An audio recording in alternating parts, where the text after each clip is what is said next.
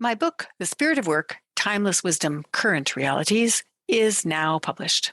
By interweaving science, business, and sacred texts from the world's great spiritual traditions, The Spirit of Work offers a high-level but approachable way to view and structure work from individual, community, and institutional perspectives. As part of the book's reach and outreach, I will be adding some solo podcasts and interviews with authors who write to build healthy workplaces, to give you a taste of how the book's concepts can enhance your workplace experience. To get to the Spirit of Work links and purchase from online stores directly, click on the online store of your choice from my website, which is shiftworkplace.com/the Spirit of Work. Make sure you put hyphens in between the words the Spirit of Work to ensure the correct URL comes up. So that's shiftworkplace.com/the Spirit of Work with hyphens. And that's how you'll get to your goal. Looking forward to your feedback.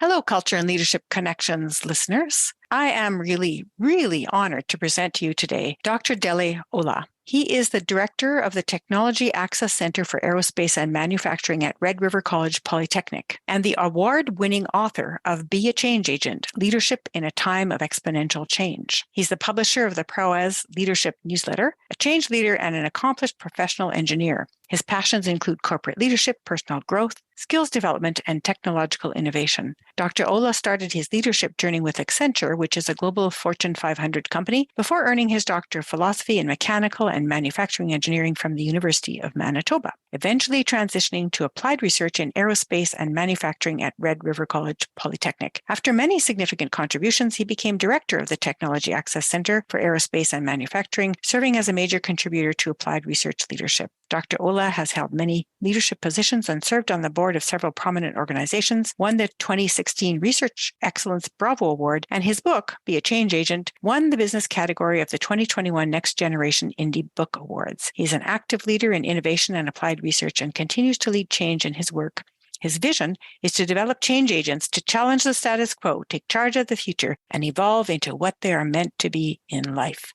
Dr. Dele Ola, welcome to the podcast. Good afternoon, Mary. Thank you so much for bringing me. I'm really honored that you were able to make the time for this interview. My pleasure. And I have a particular interest in manufacturing because so many of my training and coaching clients come from the manufacturing industry, and I am in love with what manufacturing does for the economies around the world and how important it is to our lives, really. Yeah, interesting. It's cool. Yeah, people have no idea how everything around them in their immediate environment is a result of manufacturing. Yeah, you are right. Everything is all manufacturing, actually. It's all making something. Whether you're making food or you're making aeroplane, it's all making something. That's true. That's true. So that was the professional bio, but tell the audience a little bit about who you are from a personal perspective. Yeah, thank you so much. I know you've said so many things. My name is Dele Ola, and I'm a professional engineer, partly an academic also, a business leader, and an award-winning author. And you've said all of that. And currently, I'm leading the Technology Access Center for Aerospace and Manufacturing at Red River College Polytechnic in Winnipeg. So my team is actually a team of technology professionals that supports regional innovation ecosystem here in Winnipeg. Mostly we just work with companies to help solve their problems, to help bridge the applied research gap, support new product prototyping and things like that. And I'm also the co-founder of the Prowezz Leadership I run. So it's part of the Prowezz Company Inc., where we develop leaders and agents of change. I love reading, I love writing, I love speaking. And I'm also a publisher of 2 books, where one of them is the award-winning book. So in my personal time, apart from reading, writing, speaking, I also love cooking because I love food. I'm with you on the food part. Thank you so much, Mary. And do you have a family? And where did you grow up? Yes, Tell us about the personal side. So my wife and I actually run the Prowezz Company Inc. She's here in Winnipeg with me, and she's the quality system manager at KGS Group, Consulting Engineers and Project Managers. We have 2 kids. My daughter is 14 and my son is 9. So it's a busy time. It is a busy time. Your children are the same age as my grandchildren who live in Winnipeg. Oh, great. I can't wait I'm waiting for the time to become the grandfather too. Oh, yeah, it's I guess I wonderful. have years ahead of me. Well, you probably do, but it's a great experience when you get there. Yeah. So you came to Canada. Did you come from Nigeria? Yes, I came from Nigeria about 14 years ago. And after a few years of working in the city of Lagos, I decided to pull out and pursue my graduate studies. So Winnipeg became my destination for master's and PhD. And then the rest is history. Ah, so you came here as an international student then? Exactly. Mm-hmm. Did your wife do the same thing? Well, similar, but not exactly. So she came because I came, and then she also grabbed some education at Red River College Polytechnic here in Winnipeg. Mm-hmm. I think it makes the transition easier into the workforce if you do a degree here and you get sort of used to the culture. Yeah, that is true, except that my situation may be a little bit different because before coming to Canada, I did work for an international multinational organization, right? So if I'd wanted to keep working in that same field and I found myself in Canada, I could have worked with the same company in Canada. Otherwise, I wanted to be an engineer. And to be an engineer, you have to be qualified to practice engineering in Canada. So the education was quite important for me. It was a ladder into practicing professional engineering in Canada. And a long ladder. Yeah, exactly. Well, good for you. I think it shows already, your character to stick to something until the end, right? To set a that's goal how you and do it. work through it. Yeah. Yeah. So can you share a couple of incidents from your childhood that you think made you into the person you are today? What stands out from your childhood for you? So I like to, first of all, establish what my background or childhood looks like. So I have a very conservative Christian background. I was raised in a home where the parents were educated middle class and Christian. And because of that, I learned a lot of fundamental principles of life at an early stage. For example, when you're talking about dignity of work, like the relationship between work and prosperity or doing well in life, I understood that as a kid. Things like integrity and truthfulness, talking about faith and obedience, and so many other things like that. Some of the really fundamental core. So, but one important for me is the ability to survive in very difficult situations. And that shaped me into what I am today. And I will share, no, it's not just an incident, it's an experience that I had. I remember when I was in my teenage years in the early 1990s, growing up in Nigeria, there was a political turmoil that swept across the whole country for many months then. It was, well, for many Nigerians, they know it. So we called it Hope 93. There was a June 12, 1993 election that was really great, free, fair, great, credible election, but was annulled by the military government then, so which created a serious problem across the country. So because of the situation, it was like we were in a war. So people were unable to work. There was no cash to spend. There was curfew everywhere. And I remembered what we went through to survive because my parents did not have salaries for about 7 months. So that experience made us to improvise. We thought of different ways of survival, not us alone, but a lot of families at that time. And going through that experience alone, coupled with my Christian faith that gave me a lot of hope, a lot of discipline and all that, I think it shaped me a little bit into who I am today. And I'm so grateful that I had that kind of childhood. Certainly, you didn't expect to be in that sense of being in a war zone and then having to sort of scramble for the basic necessities. And the realization that you could do it when you needed to certainly gave you a whole new breadth of skills and perspectives, right? Yeah, exactly. So that is certainly formative.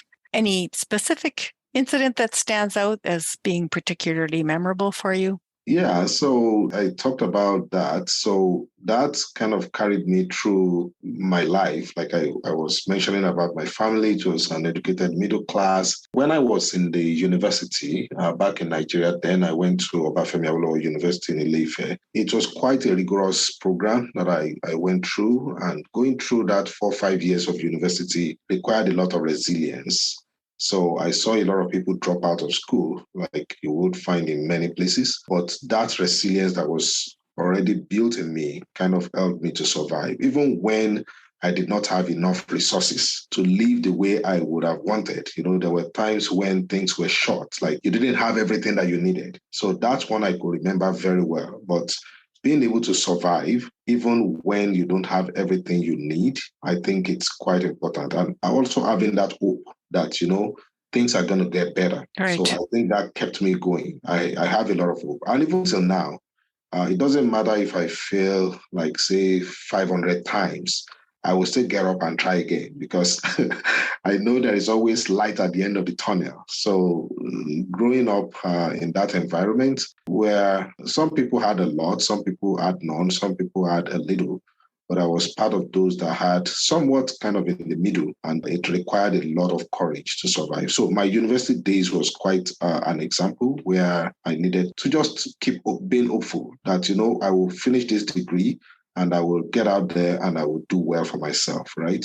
Yeah, you set yourself the goal and you figured it may take time and patience. There may be some hardships. You didn't expect that you should not have hardships or that it should just be handed to you. And you just kept going until you reached it. So that sounds like, right from the very first sentence of your bio, I was already thinking that was one of your character traits. So from the groups you're born into, you already mentioned a couple. You said you were in Lagos, but did you grow up there? Did you go in another area? Was it rural? Was it urban? So there's that. Did you have to move around because of the internal issues that were happening in Nigeria at the time? So the groups that you were born into would have affected you. And then, of course, you mentioned what you gained from Christianity, born into a conservative Christian family. So that would be another one. But there could be others. And also family.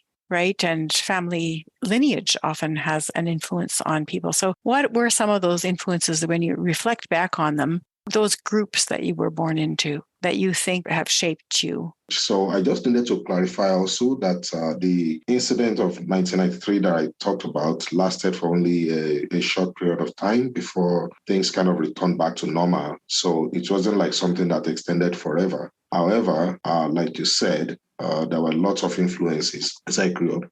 So you were asking specifically about whether I lived in Lagos or grew up in Lagos and all that.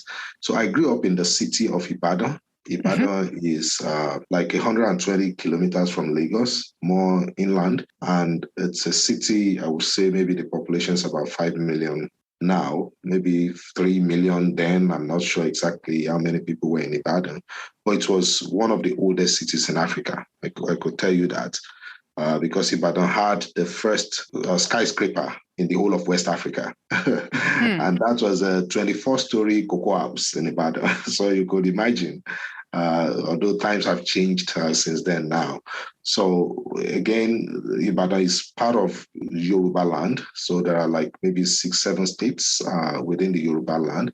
So my background is native Yoruba ancestry from Southwest Nigeria. And I'm so very proud to belong to that ethnic group or to be part of that. So I grew up in Ibadan. What's something about Yoruba that would help our listeners understand something about Yoruban culture? And I will get there. So you had a question about the influence that my background had. So let me pick two different areas and tell you the influence of the two areas. So one is my ethnicity, which is the Yoruba ancestry from Southwest Nigeria. And the other one that I will not be able to cut myself from is the impact of my religious beliefs or the background that I had from Christianity on how I view my life and all of that. So for the Yoruba people, you know what, I would just mention one aspect of us. We are very well-driven, progressive, and forward-thinking people. So the people of my tribe, we quickly embraced like the Western education more than any part of Nigeria. And in fact, arguably Africa, because of that progressive mentality, right?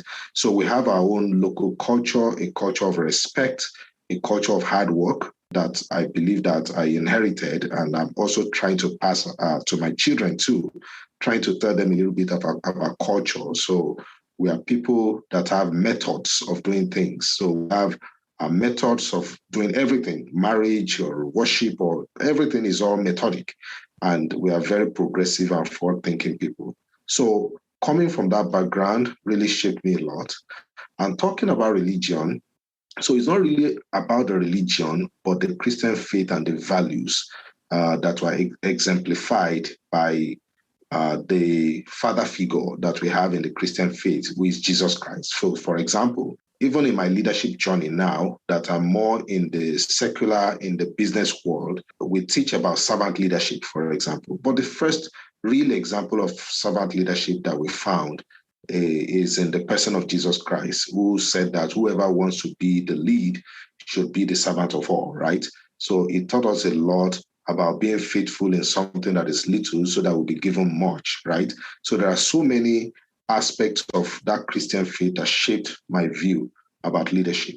And I also like to claim that Christianity is the only religion where you will find that we are actually commanded to love people that don't do good to us. Well, call them enemies in that sense. So we are taught to love our enemies, to love those people that even despitefully use us, or people that will not reciprocate our love and stuff like that. I think it's only in Christianity that you'll find that you have to go an extra mile for people that even hate you, right? So all those things, they kind of form the foundation of my life generally, because I see that as value.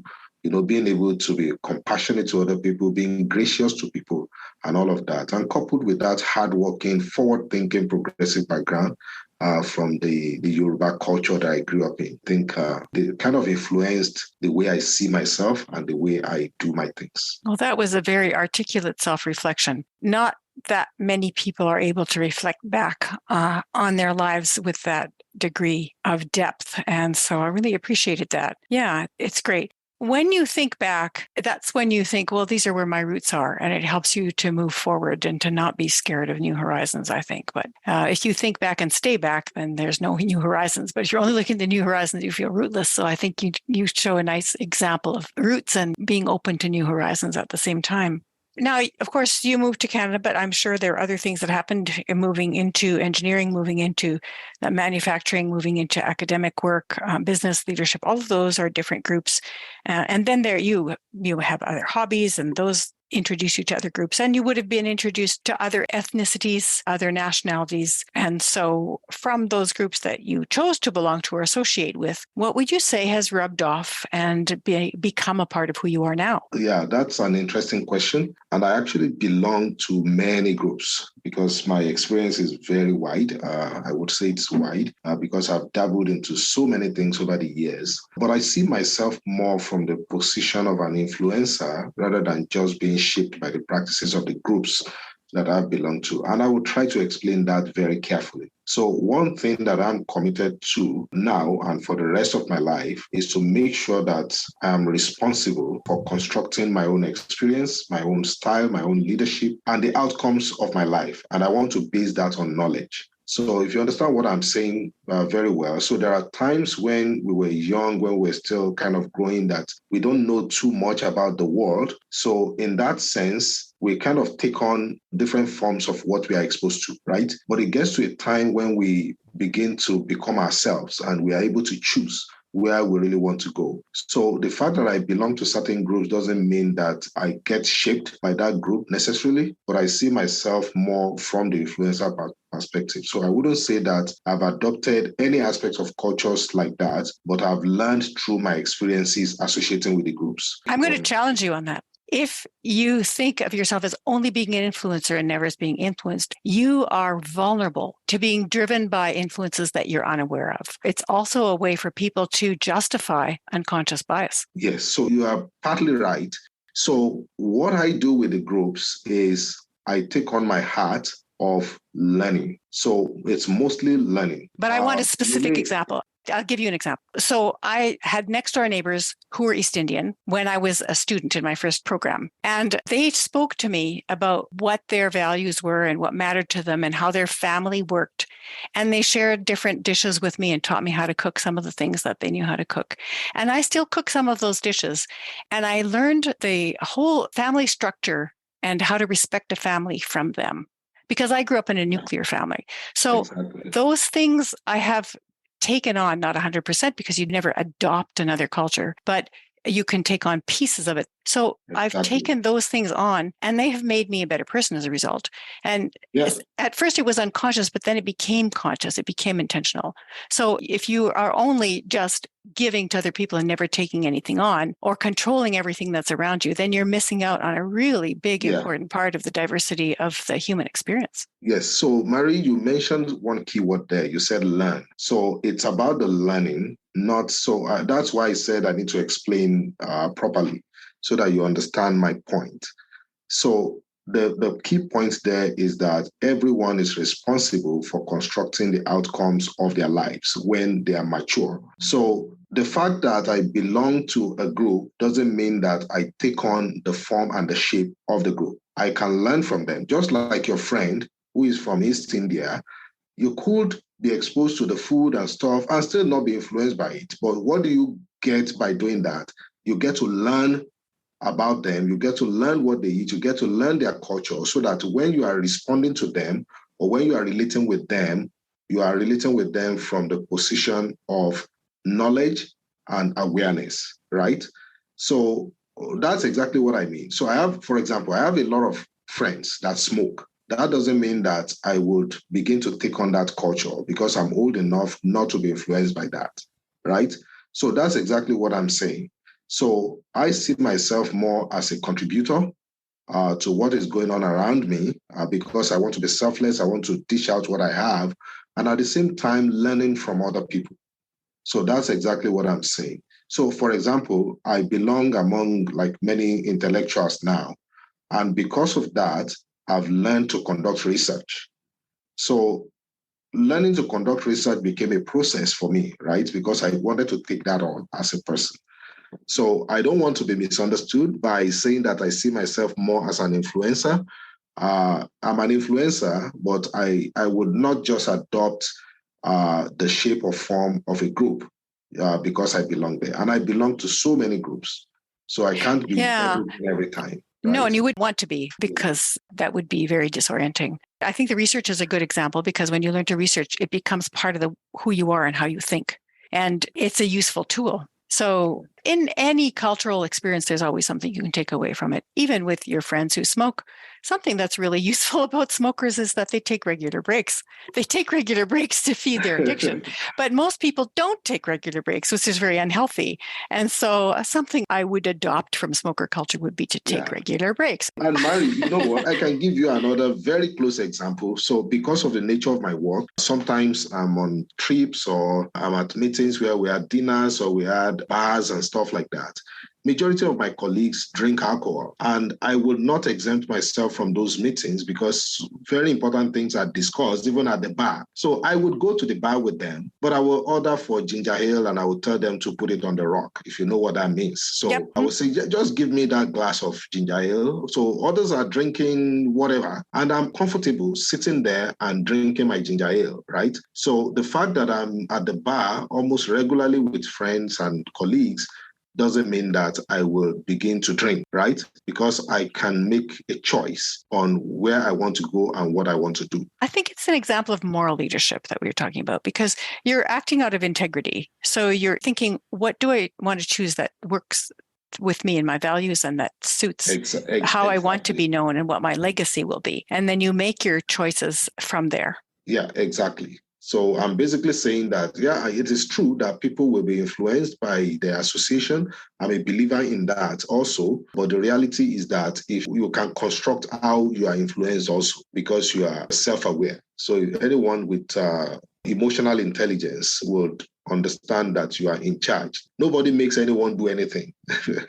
Everybody is an architect of their own destiny. So let's go to the next question, which is about temperament and personality. So temperament, although that's sometimes hard for people to separate because nature and nurture are so closely intertwined, people will go, oh, right, Dele was like that from the time he was 2. He's still the same. And some things are the same. Their temperament, you're born with them. Some kids are shy. Some are more outgoing. Some are more methodical. Some are more spontaneous. And then depending on how you respond to the things that are around you and opportunities that you gain or miss, you grow on other pieces that become part of who you are. So what would you say is your temperament, some of the characteristics you were born with, and what are a couple of things you might have added on as you grew? I'm not sure exactly what I was born with, but I remember that when I was much younger, like in my teenage years, some of my uncles would say, oh, Dele is very reserved.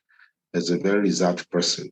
So I take on more of the introverted style, but I'm also at the edge. So I'm not like a fully withdrawn person. I'm someone that when I have to be out there, I am. And I can be very outspoken also when I have to. So it's kind of just borderline between introverted and extroverted personality. You may also be a social introvert. So introverts really get their energy from being alone and doing their own work and thinking their own things through, but they enjoy the company of other people. They just don't seek it out to get energy from it.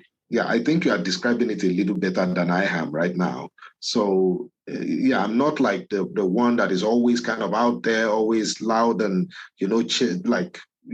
always connecting and all that.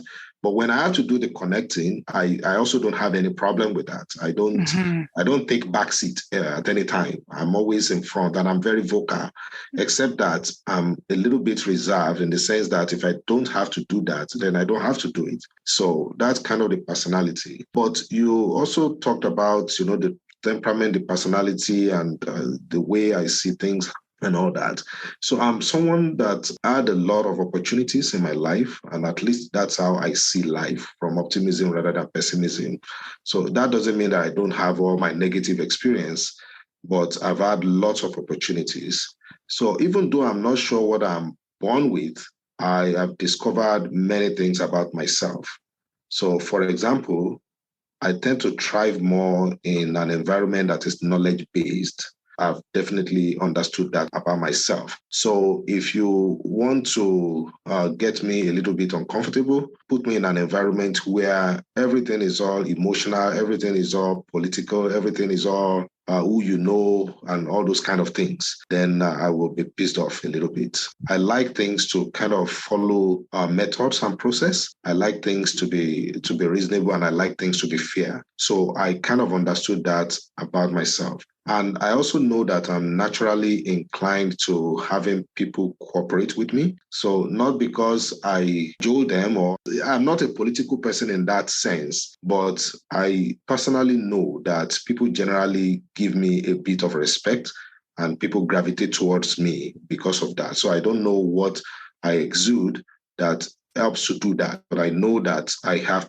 a lot of people cooperate with me. For example, I have a work team right now. I have 16 people in my team, and everyone seems to really get along with me very well. And I get along with all of them. And this is not eating. I'm not saying it because I'm on a show, but in fact, if they are listening to me right now, they can testify to that we get along very well. So I know that about myself, and I'm currently taking advantage of that to see how I could support or help to develop other people. So I'm talking about the way I view the world. I've learned that, we're all just workers in this world. We are all part of a very expansive project that we are all doing. So it's like our job here is to govern everything within human reach. So we are in charge of the world, basically. So, and every one of us is part of a piece of a puzzle within that work.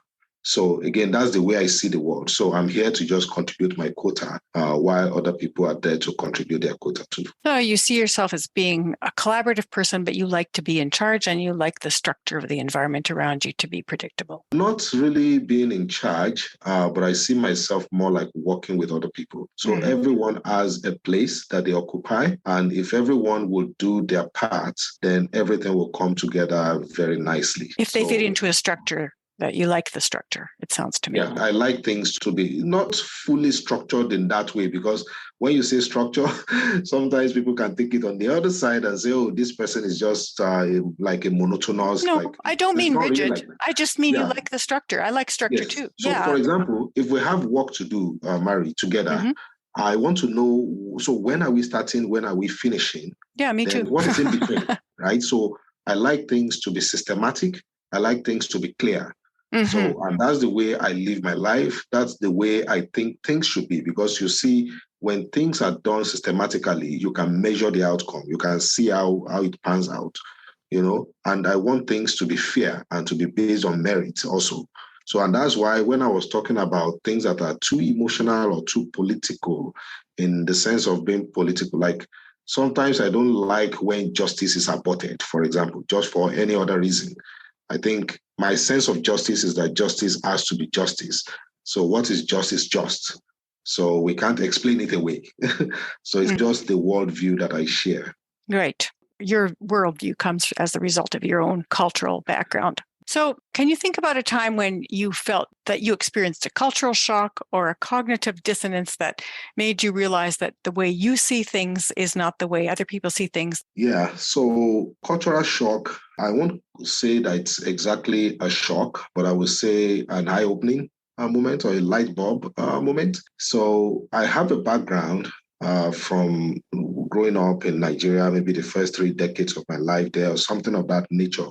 But the reality was that while I was growing up in Nigeria, Nigeria is not also like a remote village somewhere, right? It's also a fairly developed place. So we understood what was going on elsewhere in the world. So I would say it that way. But one thing that stood out for me when I started living in Canada, and which I started noticing about 14 years ago, was how it is not quite normal for people to speak up and be really confrontational. So I noticed that when I got it.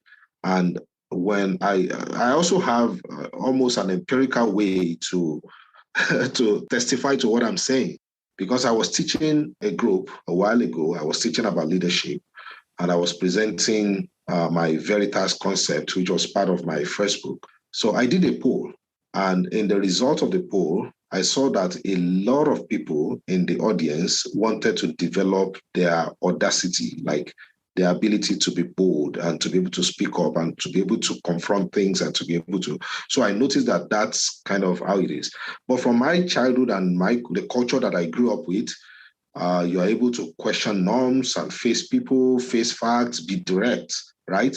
So even if you have someone in a position of authority who seems not to be doing well, you can call them up and you can do that. But I notice here in Canada that people tend to be they take it as a personal insult.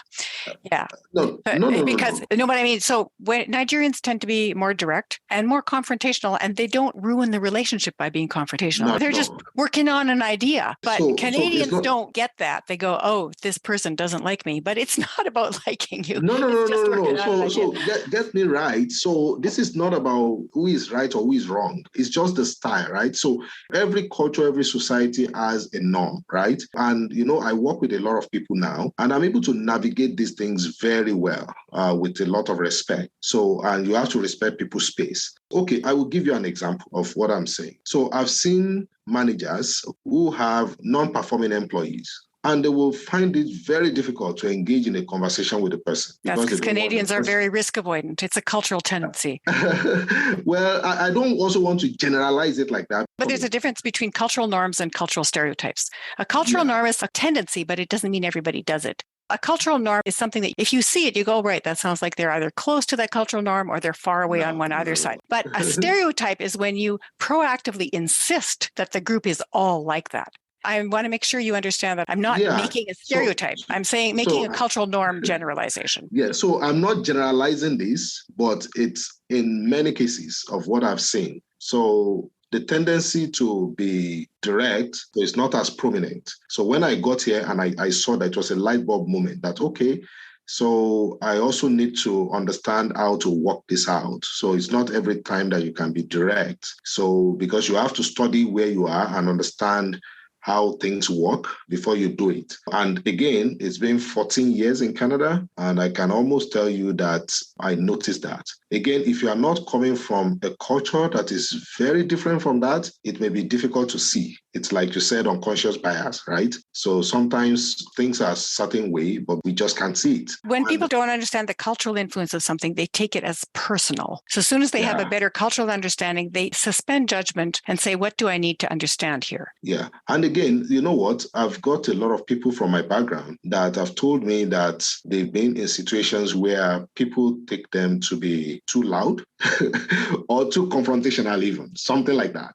So again, kind of establishing that there is a tendency to be hit either here or there. But again, I wouldn't say that any particular one is wrong because everything has its own place, right? It's just how cultures evolve. It doesn't have to do with rightness or wrongness. Every group evolves its own norms. So we're getting to the end of the interview, and I wanted to ask you, when people work with you, what brings out the best in you? What kind of an environment brings out the best qualities in Dele? Yeah, so I think we've already touched on that. I've told you a little bit about my values, so that I like things to be based on merit.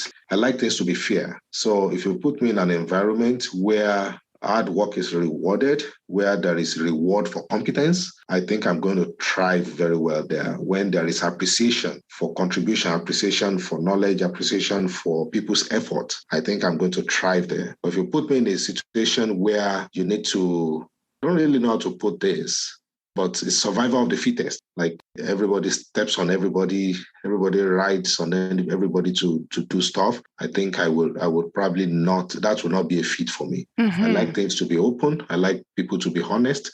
I like communication to be honest and be open. And when I disagree with people, I hope that they know that they can disagree with me too. So it's all open and honest communication. But people can always learn when they are open. So that's the way I see things. And if you really want to motivate me, you can put me in that kind of environment where people are honest. So when they say it's morning, I can open my window and look outside and say, yeah, it's morning truly. Thank you. That's great.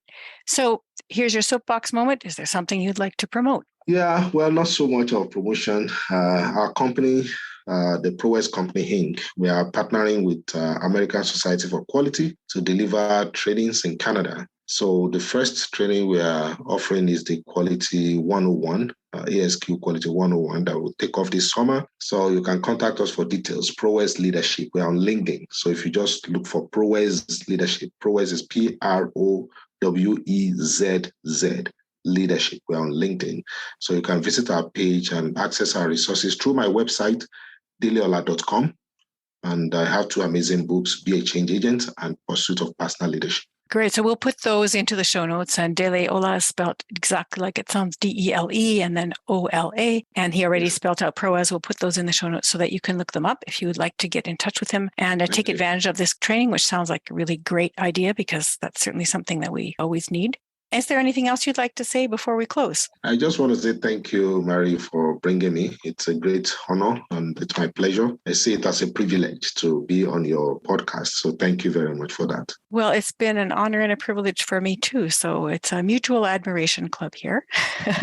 And I look forward to getting the feedback once you've heard the published episode and also from hearing feedback from our listeners. So with that, I thank you again for being on the podcast and wish you a wonderful rest of the day. And you too. Thank you, Mary.